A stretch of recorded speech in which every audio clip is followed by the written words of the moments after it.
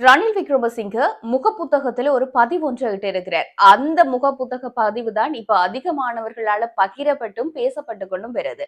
அப்படி அவர் என்ன அந்த முகப்புத்தக பதிவுல சொல்லி இருக்கிறார் என்று சொல்லி இன்றைக்கு இந்த காணொளியில கதைக்க போறோம். அது மாத்திரமில்லாமல் ரணில் விக்ரமசிங்கவ வைத்தியசாலையிலேயே வச்சு படுகொலை செய்ய வேண்டும் அப்படி என்று சொல்லி ஒரு பரபரப்பான தகவல் ஒன்று வெளியாகி இருக்குது. அந்த தகவலுக்கு பின்னணியில இப்ப பலதரப்பட்ட விஷயங்கள் நடந்து கொண்டிருக்குது. இதை பற்றியும் கதைக்க இருக்கிறோம். இது மாத்திரம் இல்லாமல் வைத்தியசாலையில் இருக்கிற ரணில் விக்ரமசிங்க அவசரமாக ஒரு செய்தியையும் தெரிவிச்சிருக்கிறார்.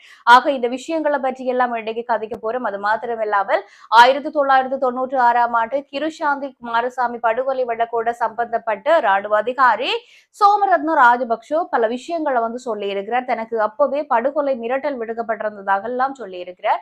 இது எல்லாத்தையும் பற்றி தான் நாங்க இன்றைக்கு இந்த காணொளியில தெளிவா கதைக்க போறோம். காணொளியோட இணைஞ்சு கொள்றேன் நான் சுதர்ஷினி சசிகரன். கடந்த 22ஆம் திகதி வெள்ளிக்கிழமை சிஐடியில வாக்குமூலம் வழங்குறதுக்காக ரணில் விக்ரமசிங்க சிஐடி பிரிவுக்கு சென்றிருந்தவர். அந்த நேரத்துல அவர்கிட்ட 4 மணத்தியாலத்துக்கு மேல் அதிகமாக விசாரணைகள் இடம்பெற்று வாக்குமூலம் பெறப்பட்டது. அதுக்கு பிறகுதான் ரணில் விக்ரமசிங்க கைது செய்யப்பட்டார். அதன் பின்னதாக அவர் நீதிமன்றத்தில் முன்னிலைப்படுத்தப்பட்டார். அவருக்கு பிணை வழங்க வேண்டும் என்று சொல்லப்பட்டது. இருந்தாலும் பிணை மறுக்கப்பட்டது. அதன் பின்னதாக அவர் சிறையில் அடைக்கப்பட்டார். சிறையில் அடைக்கப்பட்ட அந்த நேரத்துல இரவு நேரத்தில் அவருக்கு மூச்சு திணறல் ஏற்பட்ட காரணத்தினால உடனடியாக சிறைச்சாலை வைத்தியசாலையில் அனுமதிக்கப்பட்டார். சிறைச்சாலை வைத்தியசாலையில இருந்து மேலதிக சிகிச்சைகள் தேவை என்று சொல்லி கொழும்பு தேசிய வைத்தியசாலையில் அனுமதிக்கப்பட்டிருக்கிறார். இப்ப அவர் கொழும்பு தேசிய வைத்தியசாலையில இருந்து சிகிச்சை பெற்றுக் கொண்டு வரார். இந்த நேரத்தில் நேற்றைய தினம் ஐக்கிய தேசிய கட்சியினரால் ஒரு அறிவித்தல் விடுக்கப்பட்டது. ரணில் விக்ரமசிங்கவினுடைய உடல்நிலை மிக மோசமாக இருக்கிற காரணத்தினால அவர் உடனடியாக சிங்கப்பூர்ல இருக்கிற ஒரு வைத்தியசாலைக்கு கொண்டு செல்ல வேண்டும் என்று சொல்லியும் தகவல் எல்லாம் வெளியாகி இருந்தது. இருந்த பொழுதிலும் இந்த நேரம் வரைக்கும் அவர் கொழும்பு தேசிய வைத்தியசாலையில தான் சிகிச்சை பெற்றுக் கொண்டு வரார். இப்ப நாங்க பார்த்தோம்னு சொல்லி சொன்னால் ரணில் விக்ரமசிங்கவை பாக்குறதுக்காக பல அரசியல் பிரமுகர்கள் அடிக்கடி அந்த கொழும்பு தேசிய வைத்தியசாலைக்கு சென்று வந்திருந்தவர். ஐக்கிய தேசிய கட்சியில இருந்து மூத்த அரசியல் உறுப்பினர்கள் ரணில் விக்ரமசிங்க அவர்களை பார்க்க சென்றிருக்கிறார். அப்படி சென்றவர்களிட்ட ரணில் விக்ரமசிங்க பல கோரிக்கைகளை முன்வைத்திருக்கிறார். பல விஷயங்களை சொல்லி இருக்கிறார். அதாவது என்னன்னு சொல்லி சொன்ன அனைத்து எதிர்கட்சிகளுமே ஒற்றுமையா இருக்க வேண்டிய தருணம் இது. கட்சி வேறுபாடுகள் எல்லாத்தையும் விட்டுட்டு ஜனநாயகத்துக்காக பாடுபட வேணும். ஜனநாயகத்தை காப்பாற்ற வேண்டிய ஒரு கட்டத்துல இப்ப எதிர்கட்சிகள் இருக்கணும்.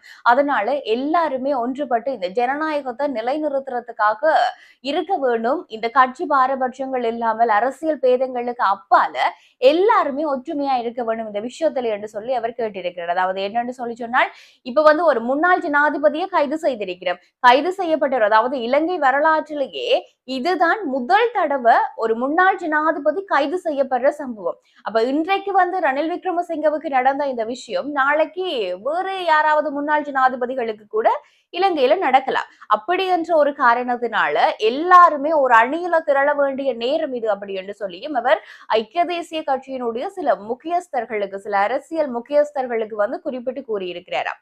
இந்த விடயங்களை ஐக்கிய தேசிய கட்சியினர் ஊடகங்களுக்கு தெரிவிச்சிருக்கிறோம். ரணில் விக்ரமசிங்க அவசரமாக இந்த ஒரு வேண்டுகோளை விடுத்திருப்பதாகவும் சொல்லப்பட்டிருக்கின்றது. இன்னும் ஒரு பக்கம் நான் ஏற்கனவே சொன்ன மாதிரி பல அரசியல் பிரமுகர்களும் ரணில் விக்ரமசிங்கவை பாக்குறதுக்காக கொழும்பு தேசிய வைத்தியசாலைக்கு படை எடுத்து போயிருக்கிறோம் என்றது இப்ப இன்றைக்கு வரைக்கும் அவர்கள் சென்று கொண்டே இருக்கிறோம்.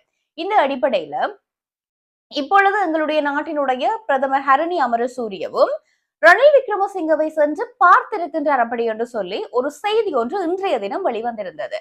ஆனால் இந்த ஒரு செய்திய அரசாங்க தகவல் திணைக்களம் முழுமையா மறுத்திருக்கு. அதாவது பிரதமர் ஹரணி அமரசூரிய ரணில் விக்ரமசிங்கவை சென்று பார்வையிடவில்லை என்று சொல்லி அவர்கள் பிரதமர் தரப்பு செய்திகள் உறுதியாக கூறுகின்றது. இந்த அடிப்படையில ரணில் விக்ரமசிங்கவை பிரதமர் ஹரணி அமரசூரிய பார்வையிடவில்லை அப்படி என்றுதான் இதுவரைக்கும் தகவல்கள் வந்து கொண்டே இருக்குது.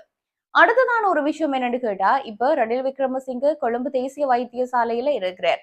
இப்படி இருக்கிற சமயத்துல அவரை அங்கேயே வச்சு படுகொலை செய்ய வேண்டும் அப்படி என்று சொல்லி சமூக ஊடகங்கள்ல செய்திகளை பரப்பி கொண்டு இருக்கின்றார்கள்.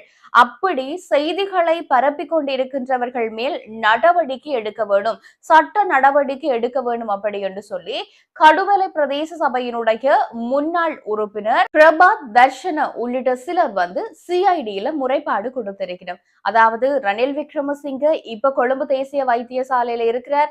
அவருக்கு அந்த பாதுகாப்புகள் என்றது வழங்கப்பட்டு கொண்டிருக்கிற நேரத்திலையும் கூட சமூக ஊடகங்கள்ல அவரை அங்கேயே வைத்து படுகொலை செய்ய வேண்டும் என்று சொல்லி இப்படி அவதூறு பரப்புகின்றவர்களை, அப்படி பேசுகின்றவர்களை உடனடியாக கைது செய்ய வேண்டும் என்று சொல்லி அவர்கள் வந்து இப்ப சிஐடியை நாடி இருக்கிறோம். ஆக இந்த ஒரு விஷயமும் பரபரப்பா போய்கொண்டிருக்கு. ஏன்னு சொல்லி சொன்னால் இப்ப நாட்டுல வந்து பொதுமக்களுடைய சொத்துக்களை கொள்ளையடித்தவர்கள் வந்து வாழ தகுதியற்றவர்கள். அப்படி இருக்கின்ற பொழுது அவர்களை கொலைதான் செய்ய வேண்டும் என்று சொல்றது வந்து சட்டத்தினுடைய ஆட்சியை மதிக்காமல் செய்கின்ற செயல்பாடு என்று எல்லாம் பலவிதமாக பேசப்படுகின்றது. ஆக இந்த ஒரு விஷயமும் வந்து பெரிய ஒரு பரபரப்ப அதிர்வலை ஏற்படுத்தி இருக்கிற ஒரு விஷயம் அப்படின்னு நாங்க பார்க்கலாம். அடுத்தது ஒரு விஷயம் என்னன்னு கேட்டா 2014ஆம் ஆண்டு 11ஆம் மாசம் 11ஆம் திகதி ரணில் விக்ரமசிங்க தன்னுடைய ஒரு வலைதள பக்கத்துல ஒரு பதிவு ஒன்றை வந்து இட்டிருந்தவர். அந்த பதிவு தான் இப்ப அதிகளவானவர்களால பேசப்பட்டு கொண்டு வருதுன்னு சொல்லலாம். அந்த பதிவு என்னன்னு கேட்டா, ஒரு அரசனுக்கு என்ன திறமை இருந்தாலும் அவரது ராஜ்யத்தின் மனிதர்கள் அரசாங்கத்தின் செல்வத்தை திருடி வீணடித்தால் அந்த மன்னன் அந்த பதவியில் இருக்க தகுதியற்றவன் அப்படி என்று சொல்லி அந்த பதிவுல வந்து குறிப்பிடப்பட்டிருக்கு. இது எல்லாம் மேல்கோள் காட்டிதான் இப்ப பேசப்படுது என்னன்னு சொல்லி சொன்னால், அந்த ராஜ்யத்துல இருக்கிற மக்கள் அந்த நாட்டினுடைய செல்வத்தை திருடி வீணடிச்சா அந்த நாட்டுல அந்த மன்னனா இருக்கிறவன் வந்து தகுதி இல்லாதவன் அப்படி என்று சொல்லப்படுது. அப்படி என்று சொல்லி சொன்னால் இப்ப அந்த மன்னனே கொள்ளையடிச்சா என்ன செய்யறதுன்னு சொல்லி அப்ப இதுக்கு வந்து அந்த கமெண்ட் பண்ற மாதிரி நிறைய பேர் சொல்லி இருக்கணும். ஒரு சிவாஜின்ற படத்தை வந்து இதுக்கு உதாரணமா சொல்லி இருக்கிறோம். அதாவது மனுஷருக்கு கவலை என்றா தெய்வத்திட்ட போய் முறையிடுவினும் அந்த தெய்வத்துக்கே வருத்தம் அப்படின்னு சொன்னாண்டெல்லாம் நிறைய விதமான கமெண்ட்ஸ் எல்லாம் வந்து கொண்டிருக்கிறதையும் நாங்க பார்க்கக்கூடிய மாதிரி இருக்குது. இந்த தகவல்கள் எல்லாம் இப்படி இருக்கு. இப்போ ரணில் விக்ரமசிங்க அவர்களினுடைய உடல்நிலை கூட ஓரளவு சீராகிவிட்டது அப்படி என்று சொல்லியும் வைத்தியசாலை தரப்புல இருந்து செய்திகள் வெளியாகி இருக்குது. இனி நாளைய தினம் ரணில் விக்ரமசிங்க அவர்களை வந்து நீதிமன்றத்துல முன்னிலையாக வேண்டும். ஆனால் சில தரப்புகள் சொல்லுது அவரால் முன்னிலையாக முடியாது, ஏனென்றால் அவருக்கு உடல் நலம் சரியில்லை என்று சொல்லுது. ஆக நாங்கள் பொறுத்திருந்துதான் பார்க்க வேண்டும் நாளைக்கு என்ன சம்பவம் தென்னிலங்கையில காத்திருக்கு அப்படி என்று சொல்லி. இது ஒரு பக்கம் இருக்கு. அடுத்ததான ஒரு விஷயம் 1996ஆம் ஆண்டு கிருஷாந்தி குமாரசாமி படுகொலை சம்பவத்தோட தொடர்புடைய சோமரத்ன ராஜபக்ஷ இப்ப சிறையில இருக்கிறார். அவர் சிறை அனுபவித்துக் கொண்டிருக்கின்றார். அவருக்கு வந்து மரண தண்டனை வழங்கப்பட்டது. இலங்கையில வந்து மரண தண்டனை நிறைவேற்றப்பட முடியாத காரணத்தினால அவர் இப்ப வந்து சிறையில இருந்து கொண்டிருக்கிறார். ஆயுள் தண்டனை கைதியா இருந்து கொண்டிருக்கிறார். இந்த நேரத்துல அவருடைய மனைவி மற்றும் சகோதரி எல்லாம் பல கடிதங்களை வந்து அனுப்பி இருக்கணும்.